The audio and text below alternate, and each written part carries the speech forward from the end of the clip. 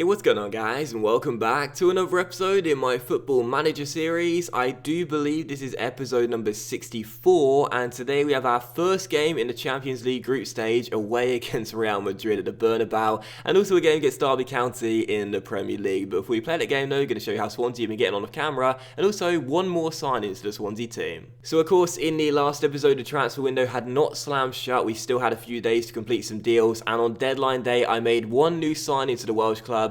Antonio Lopez has joined from Atletico Madrid for £2 million.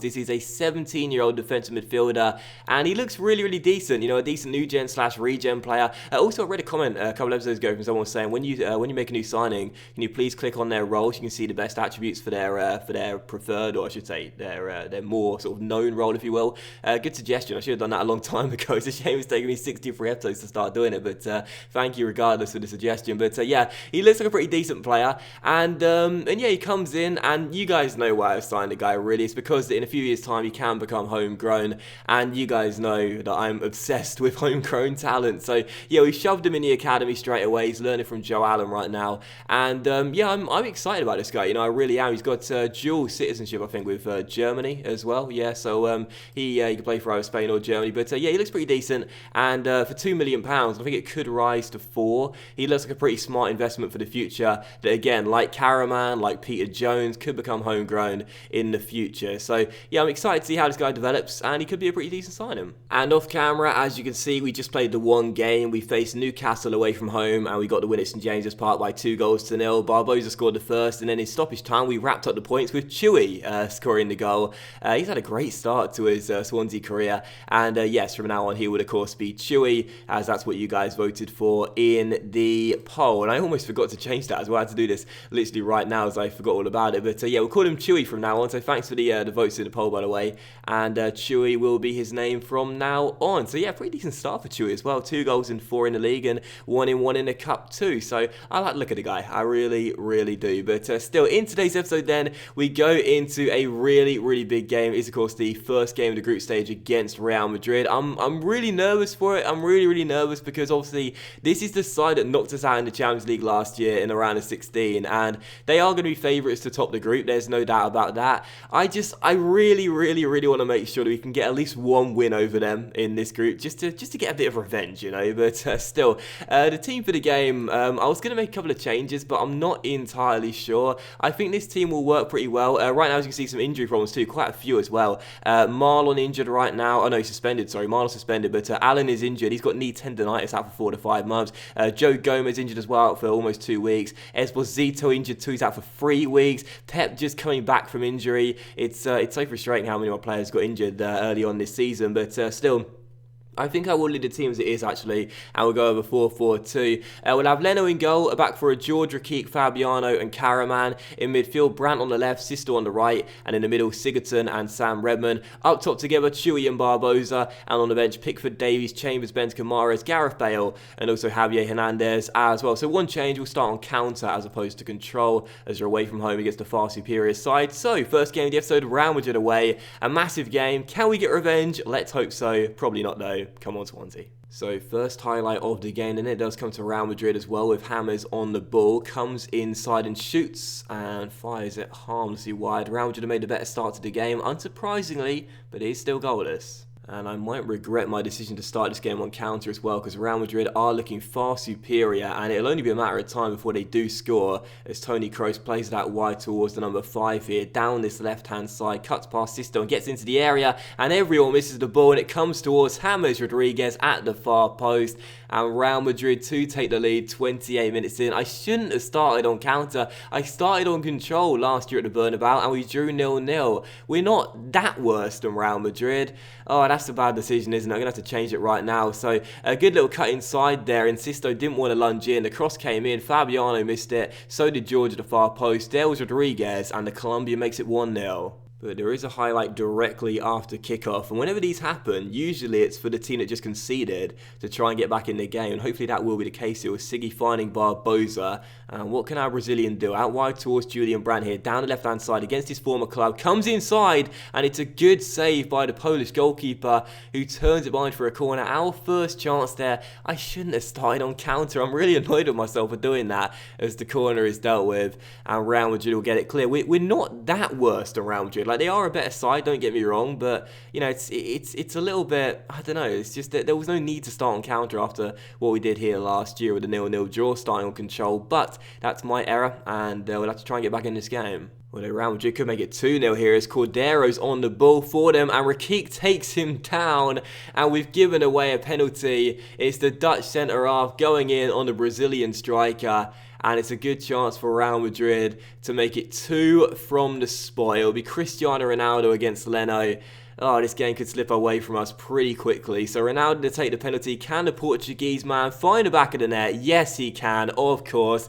2-0 Real Madrid. This is not going to be a good start to the group. Real Madrid could add a third goal here just 3 minutes into the second half, and they will as well. Why did we have to get Real Madrid in our group? Leonardo Cordero, the Brazilian new-gen/regen striker who looks amazing, makes it 3-0 to Real Madrid. I mean, we're just getting picked apart right now. He was definitely onside, held his run really well, and a great finish too. 3-0 to Real Madrid. Why did we have to get them in our group? If it becomes 4-0, I don't know what to say. I mean, this is just embarrassing. It really is. I feel as though starting on counter was silly and was stupid. And of course, in hindsight, it's easy to say that, but it is my error. But that doesn't really, you know, I can't take full responsibility. This has been a poor performance, and it could add a fourth one here. Carvajal finding Tony Kroos. He crosses to the far post. Karaman gets it away, but as Diakate recovers, you fancy Real Madrid to get a fourth at some point. You really do. I'll be very surprised if it stays at 3-0 for the next half an hour as Ruben Neves tries to find Carvajal, but now there could be a chance on the break. Barbosa to Chewy. The comeback could be on. No, it's not. It's saved by Drakowski. And there's another highlight here for Real Madrid. Cordero on the ball through towards Tony Kroos. It's 4-0 to Real Madrid.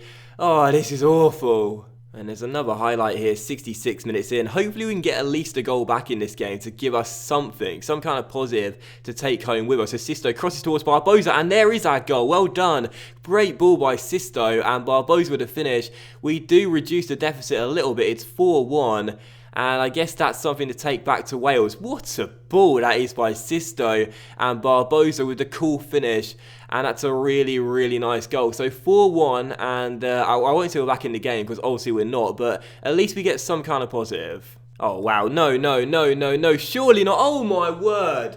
Oh, my word. You're only going to get the end of that highlight, but you'll see that in the 3D. That is just absurd. We cleared the ball with George. It went towards Chewy. I mean, really? How on earth does Ruben Neves play that incredible ball? And how does Morata finish that from that tight angle?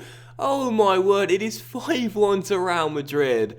I mean, if this game has taught me anything, it's that despite the fact we're two-time Premier League winners and two-time FA Cup winners, even though we didn't win it last year, we may be doing well in England, but in Europe, we are a long way off the superior sides in this competition. I mean, I want to win the Champions League. I really, really do. I know we're in the 8th season right now. We've got 3 seasons left. This one, the 9th one, and also the 10th one as well. But I feel like we need another like 10 seasons to win the Champions League at some point, because we are clearly nowhere near this kind of team, this kind of level. I mean, seriously, that was just... Oh my word, that goal. I've lost, I can't speak. That was ridiculous. That has got to go down as one of the most humiliating losses of the series. And we've had some embarrassing defeats. We've had some embarrassing results, don't get me wrong, but that's just awful. I mean, seriously, like, I didn't think we were going to win or even draw, but I didn't expect to lose by 5 goals to 1. That was just ridiculous. And as we now move into the second game of the episode, we take on Derby here away at Pride Park. They're currently sitting in second place in the table right now. A really impressive start for them as we are in third place. No surprises, I made some changes to the team after that humiliating loss to Real Madrid. We stick with the 4-4-2 though, but starting on control. I should have done that in the last game, but still, this is the team for the game. Leno starts in goal, back for George, Fabiano, Marlon coming back in, and also Karaman in midfield. Sisto on the left, Mahrez on the right, and in the middle, Sam Redmond and Benteke. Up top together remains Barbosa and Chewy, and on the bench, Pickford, Rakik, Chambers, Pep, Sigurdsson, Brandt, and also Javier Hernandez. So second game of the episode, can't do much worse than the first one. Come on Swansea, let's bounce back and get a big win here. So not exactly the best of first halves then, still deadlocked at 0-0. I am confident we'll create some chances in the second half, but we've got to do more than this. It's still 0-0 and not a good start. I know I shouldn't do this, but I'm going to change the tactics at half-time and go to attacking and also mix the passing up a little bit as well and higher the tempo as well. So, yeah, I know I shouldn't do this after the Real Madrid game, but you never know. Tactical changes sometimes work out, sometimes they don't. Hopefully this one will be the former. But the first highlight comes to Derby with Muto finding Lamela, who's inside here, and Leno has to make a great save, and George gets behind for a corner. I mean, I'm not very good at this game still, am I? 8 years in. Good save by Leno, still 0-0. That could have been the opening goal there for Derby. And it's a corner for Derby as well, which Cyrus Christie could have converted. Mahrez tackles his man, and Derby try and keep the pressure alive here, but there's Chewy with a tackle. A great chance there for the home side to take the lead. We've not started the second half well. It is still 0-0, but you can see Derby piling on the pressure now and could make it 1-0 here and do as well. Granit Xhaka heads on the corner towards Muto, and the Japanese striker makes it 1-0 at Pride Park. This is awful. We had 2 solid wins in the last episode against Liverpool and Arsenal, but now it looks as though we're going to have 2 defeats. One humiliating one to Real Madrid and an embarrassing loss to Derby as well. After a relatively decent start to the season, it's 1-0 to the home side. It's all going wrong. And with 10 minutes to go, we still trail by a goal. Can we find an equaliser from somewhere, or can Derby wrap the points up? Well, we've seen the answer, and it's the latter. Osbolt has scored. It's 2-0 to the home side. It's game over. And my tactical decisions all game long have been terrible. He's through 1-on-1. He finds the back of the net. It's 2-0. This is really embarrassing. Oh no, surely not. Surely not. Surely not. I don't believe it. It's happened again. It's happened again. I was making some changes off camera, and so I'm only going to catch the end of that highlight. But Derby have added a third goal, and it was just a long ball through by Foderingham, and it came straight to Osbolt, who took it round his man and found the back of the net. Leno just stood there like a muppet. It's 3-0 to Derby. I don't believe it. That happened in the Real Madrid game. Just a simple long ball forward. The striker latches onto it and finishes it. I can't believe it. It's 3-0 to Derby.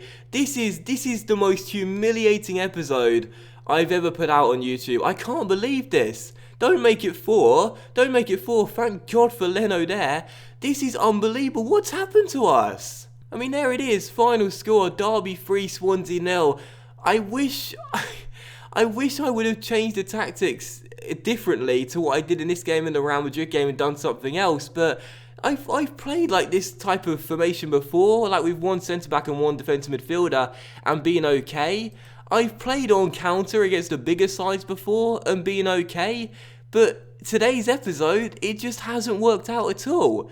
This is crazy, like everything has gone wrong, and we've been humiliated in both of our games. And of course, I take the blame because that's what I do, and my tactical decisions were stupid, but I'm just stunned. Why did we play so badly? I'm going to do a team meeting here and say that I'm really keen to ensure that our heads don't drop. Things haven't been going our way, but we've got ability in this squad to change our fortunes. And everyone's negative. Everyone's negative. No one believes they're in bad form. Lads, we just lost 5 or 4-1 to Real Madrid and 3-0 to Derby County. What are you on about? I mean, this is just absurd. I mean, what's going on? Well, it's season 8, I haven't spent much money, and maybe that is the problem. A terrible start in the Champions League sees us bottom of the group after losing the first game in humiliating fashion, and then our first league defeat of the season came away against Derby County by 3-0. It's been a very, very bad start, and we need to pick this up ASAP, man. This is crazy. 2 awful results there, and we got to do better than that. So I'll come back for the next episode very soon. Going to play a few games off camera, and what I'll come back for are the games against Manchester City and also Malmo in the Champions League. That'll be the third game in the group stage as well, and it'll be interesting to see what we do against Monaco in the second one. So I'll play these games off camera and then come back for this double here. So thanks for watching today's episode. I do apologise for having both games being pretty embarrassing on my part, but I only have myself to blame really. But still, hope you enjoyed it regardless. If you have, then please leave a like. Much love to you all. Have a fantastic day today. Enjoy deadline day, and I'll see you for the next episode in my Football Manager series, where hopefully we'll play a lot better than this very soon.